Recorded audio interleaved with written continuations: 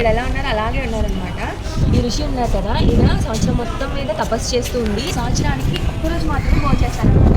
ఈయన్ని పరీక్షిద్దామని చెప్పి సాక్షాత్తు విష్ణుమూర్తి ఒక ముని రూపంలో వచ్చి ఆయన తినే ఒక్కరోజే వచ్చి దానం అడుగుతారనమాట. వండుకున్న దాంట్లో సగం దానం చేస్తారనమాట. ఆ సగం తిన్న తర్వాత మళ్ళీ ఇంకో సగం కూడా దానం చేసేమని అడుగుతారు. అయినా సరే మిగిలిన సగం కూడా దానం చేసేస్తారనమాట. ఇంకా నిద్రొస్తుంది అనగానే ఇక్కడే నిద్రపోండి, ఇక్కడే విశ్రాంతి తీసుకోండి అని చెప్తారు. అలాగే వెలుస్తారనమాట. ఇలాగా ఇదిగో దుప్పటి కూడా ఇక్కడే కప్పు ఉంది చూసారా. మందులు పెట్టుకుని పడుకుంటారని చెప్పాను కదా. ఇక్కడ నేను ఇప్పుడు దర్శనం చేసుకున్నప్పుడు మందులు పెట్టి లేదు, ఏంటి లేదు అని పంతులు గారిని అడిగితే ఆ మందులు పెట్టి కనిపించదండి, ఓన్లీ ముక్కోటి ఏకాదశి రోజు మాత్రమే కనిపిస్తుందండి ఆ మందులు పెట్టి. మీరు దాన్ని పెడతారా ఏంటి అని అడిగితే కాదండి, అది అలా కనిపిస్తుంది అంతే, దానంతటి అదే కనిపిస్తుంది అని చెప్పారు. ఎప్పుడైనా మీలో ఎవరైనా టెంపుల్కి వద్దాం అనుకుంటే ముక్కోటి ఏకాదశి రోజు ప్లాన్ చేసుకోండి, ఓకేనా?